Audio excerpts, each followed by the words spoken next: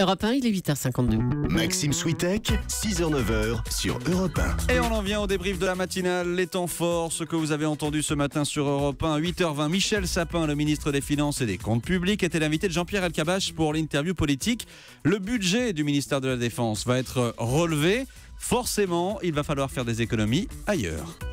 Tout effort supplémentaire pour un ministère doit être compensé par des économies sur d'autres ministères. Parce que c'est l'autre enjeu. Bien sûr. Attendez, vous n'empruntez pas ? La France pourrait emprunter ? Non. Il n'y a pas d'emprunt. Un emprunt, c'est joli, hein, mais c'est un déficit. Après, c'est une dette. Moi, c'est pas ma manière de faire. C'est pas un trou d'un côté qu'on bouche avec un trou de l'autre côté qu'on creuse.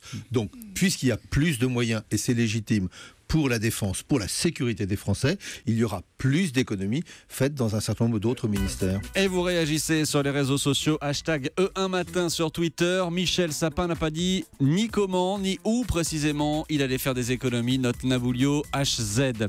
206 Français rescapés du séisme sont rentrés tôt ce matin à Paris. D'autres attendent toujours à l'aéroport de Katmandou de pouvoir décoller. Témoignage de Dominique dans le journal de 6h30. Nos familles nous attendent en France. Et c'est vrai que ça a fait chaud au cœur quand on a pu hier rebrancher nos portables et que ça passait, avoir tous les messages de soutien des amis en France, des amis de la famille, qui avaient été très très inquiets, mais qui nous disaient que même s'ils n'avaient pas eu directement, ils nous envoyaient beaucoup d'ondes positives, de nos soutiens, en disant que il leur tardait à eux aussi qu'on revienne, quoi. Enfin, moi, je suis à la fois... c'est encore très sensible quand j'en parle. J'ai eu très peur. Voilà l'émotion de Dominique au micro de l'envoyé spécial d'Europe 1 Katmandou, Jean-Sébastien Soldaini. La réforme du collège est-elle en train de créer un enseignement au rabais ? C'était la question qui fâche de 7h15. Jean-Michel Blanquer, ancien directeur général de l'enseignement scolaire au ministère de l'Éducation, est furieux contre notamment la disparition du latin. Pourquoi faire l'un et détruire l'autre ? On peut très bien faire ce qu'elle propose, qui est très bien, injecter plus de latin, plus d'étymologie en particulier dans l'apprentissage du vocabulaire, c'est important, mais c'est pas une raison pour supprimer le latin sous prétexte que tout le monde n'en fait pas. Mais... Si vous voulez, c'est une idéologie du nivellement, une idéologie égalitariste qui en réalité se retourne contre l'égalité, parce que le genre d'argument qu'on entend, c'est pour les enfants favorisés, etc. Ce n'est pas vrai. Un témoignage dans ce débrief, celui de Marie-Yvonne, 83 ans, elle se retrouve à la rue. Sa maison à Rennes est squattée et la situation est ubuesque. Elle n'a pas entrepris les démarches assez vite. Les squatteurs sont désormais protégés par la loi. Marie-Yvonne est totalement dégoûtée. Vous l'avez entendu à 7h30. La police m'a dit, c'est violation de domicile si vous étiez rentré. Chez vous ? Oui. Ça vous met dans quel état ? Je suis malade. Si j'avais pas mon fils, je me laisserais mourir. Vous avez parlé à ces squatteurs ? Ils vous répondent pas. On est chez nous, c'est tout ce qu'ils nous disent. Oui, moi je suis malheureuse à l'extrême. À 83 ans, subir des trucs comme ça. Je suis à la rue, moi. Je suis SDF. On marche sur la tête, c'est pas possible. C'est inimaginable, ces lois-là quand même. On se fout du monde, non ?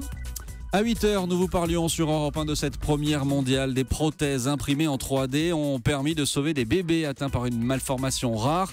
Nous avons une question à ce sujet de Marius sur europe1.fr. Ça a l'air formidable, mais cette technique doit coûter très cher, non ? Mélanie Gomez, vous êtes notre spécialiste santé ici à la rédaction d'Europe 1.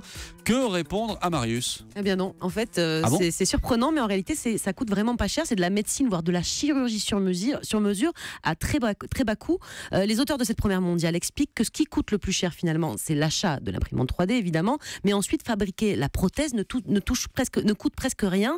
C'est un modèle unique, certes, mais pour vous donner une idée, là, le coût de chaque tube imprimé, exactement aux dimensions de la trachée de chaque enfant, vaut seulement 10$ en matière première. Donc c'est vraiment un coût ridicule.